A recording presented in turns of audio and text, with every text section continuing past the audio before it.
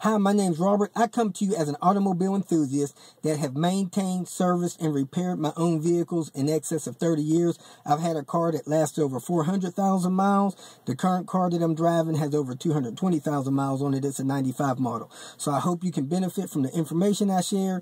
Thanks for tuning in. I'm about to do the water pump on a 1999 Toyota 4Runner. You can see it here in the background. It looks like a 4-cylinder. I've never done it before, but you know, you just start tearing in till you get to the pump, clean it up, drain the coolant out, and go from there. So let's get started. Okay, like I said, it's a 4-cylinder motor. First thing I'm gonna do, disconnect this vacuum line. I'm gonna pull this bolt here, pull this bolt here, and then I'm gonna pivot that out of the way. Okay, I got that out of the way. I just laid it back there. Next thing I'm going to do, I'm going to get down here and take the bolts loose from the front of the water pump housing. We got some bolts right here that bolt the fan assembly onto the water pump. So I'm going to take those 4 bolts loose. These bolts up here were 10 millimeter. I'll let you know what those are in a minute. They look like 10. And then I'm going to take this fan shroud loose. They look like 8 millimeter. One of those missing on that side.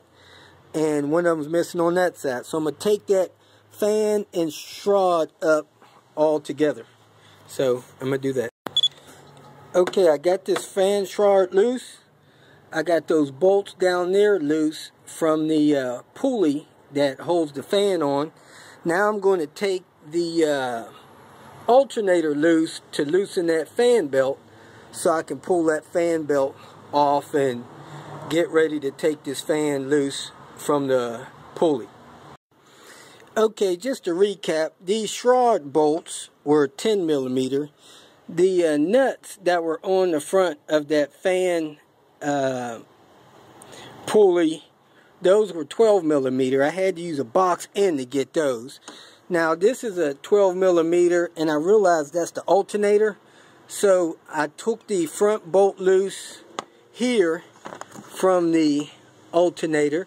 Then I cranked this out. Now I'm going to try to move the alternator. Since I'm messing with that, I went on ahead and disconnected the battery's negative cable to reduce my chances of getting shocked. So I'm going to go ahead and try to move that alternator in so I can get that belt off. Okay, I got the belt loose from the alternator. So I noticed that the fan popped off the front of the pulley. It looks like the only way I'm going to get this shroud out of the way is to go ahead and remove this top radiator hose. And I'll go ahead and pull this hose too. You just grab those with pliers and pull those loose. So I'm going to go ahead under the truck and put my drip pan under there and drain out the much coolant as I can. Looking under the truck, it has a good splash pan under it. So I see a bolt here, which is already loose. Looks like 12 millimeters. I'm going to pull that pan down so I can get to the coolant drain. My guess is going to be 4 to 6 bolts, 12 millimeter. This splash pan is held on by 4 bolts. You got one there, one there. And if you follow this ridge down, you got a hole there, so you'll need a short extension on that 12 millimeter. And then you got one, follow this ridge down here. So you got those 4 bolts to take this splash pan off. Okay, I got the pan off, and if you look right here, here's the petcock for the bottom of the radiator. So I got my drip pan here. I'm going to go ahead and drain the radiator into that from that petcock. Okay, I got the coolant draining down there. You can take it all the way out if you want, but you don't have to. Then I'm going to come up here, take this hose loose, just squeeze that with a pair of pliers, break the clamp loose from the hose, and work that back off the hose, off the top of the radiator. Try to be gentle, because sometimes this stuff is fragile and you don't want to break the radiator, nothing like that. Then you got the same little deal here. You want to pull this hose off of this little overfill. You could probably do that one by hand. Now I should be able to lift that fan shroud out of there, that fan, and start unbolting the water pump. Okay, that fan shroud just lifted out of there, had to wiggle it a little bit, grabbed the fan, pulled it out a little bit. Now you can see the water pump, the pulley just came right off of there. Now I have the new water pump right next to me, so I'm going to use the bolt pattern from this water pump to make sure I get all the bolts out. So far it looks like there's 1, 2, 3, 4, 5, 6, 7, 8, 9, 10 bolts holding that water pump on. Let me get started. Okay, I pulled the 10, I think, bolts out of the water pump, and the water pump is now out. So you can see the water pump out. The last 2 bolts up here in this corner, that one and this one here, were 12mm bolts. They were on a little tighter. The rest of them were 10mm bolts. So I'm going to go ahead and get this other water pump prepared to put in place and get that job finished. Okay, here's the new water pump, the new gasket. I got a little bit of gasket sealer. I'm just going to smear a little bit on that. It don't look like it takes much to seal this. I don't think the other one had any at all. So I'm going to just use that to tack the seal in place. Then I got these new shaft bolts to screw in here for the fan. So I'm going to go ahead, set that up, and get this going in reverse order. Okay, I got the RTV there. I'm getting ready to put the seal on it. Then I'm going to put some more RTV on the other side of the seal, put that thing in place, and snug down the bolts. Okay, you see I got enough sealant on there, really just to glue that seal on and in place. I did clean the motor off. You may want to go around the block with some acetone or something, make sure it's clean and dry, and then just work this thing back in there and start some bolts. Okay, I got the new pump on.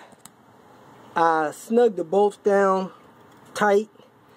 I used a one wrist method, not the two hand method, because I didn't want to torque them down too much. You can see the RTV squirrels out of them. I set the fan belt pulley back on. I routed the belt back over the alternator. Now I'm going to slide the shroud and the fan back down on there, and I'm going to attach the fan to the front of the water pump so that I can tighten this up before I tighten up that fan belt. I don't think that pump's going to leak, but I got to get it all together and test it out. I'm not going to start it without filling the system back up and stuff like that. I caught all of my fluid down, most of it down in that pan down there, and I'm going to pour most of that back in there and reuse it. So I'm going to go ahead and drop the fan down and connect the bolts on the front of that pulley. Okay, things are going back together pretty well. Those bolts down there on that pulley, they're hard to tighten because the pulley tries to spin while you tighten those down. So you got to jam a screwdriver or something down in there to stop the pulley from turning. But I got all 4 of those bolts on and tight.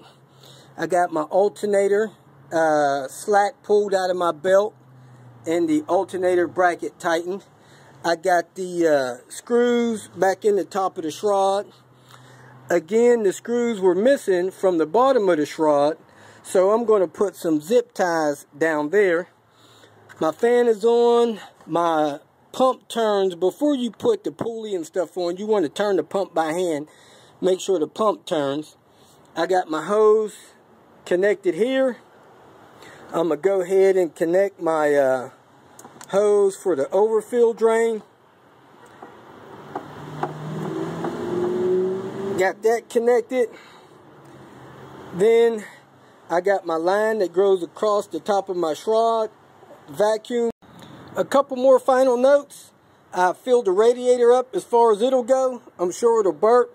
I squeezed the hose. I see that it's making the backwash in the hole there. I filled the reservoir tank up to the maximum line. So whenever this radiator and this system burps, it'll pull coolant out of that coolant reservoir. whenever you put these bolts into these little plastic shrouds and stuff like that, don't tighten those down too tight or they'll just break the plastic. I hooked up the battery and I'm ready to crank this thing up and clean up the little bit of mess that I have. The only last tip I want to show you is these radiator caps, they break a lot with these older vehicles. This is supposed to have a nipple on it that this ring goes to trap pressure inside the radiator when it heats up. Since this thing is broken and who knows where the other piece went, it might have fell down in the radiator, this cap actually needs to be replaced. So I'm going to advise that to the owner, and that's all I have. So thanks again for watching. If you feel that this information was beneficial, please like it and share it with your social media friends. Go ahead and subscribe to my page so you will get notification of future videos that I post. You can feel free to visit my website, robertspainter.com, post questions, and thanks again for watching.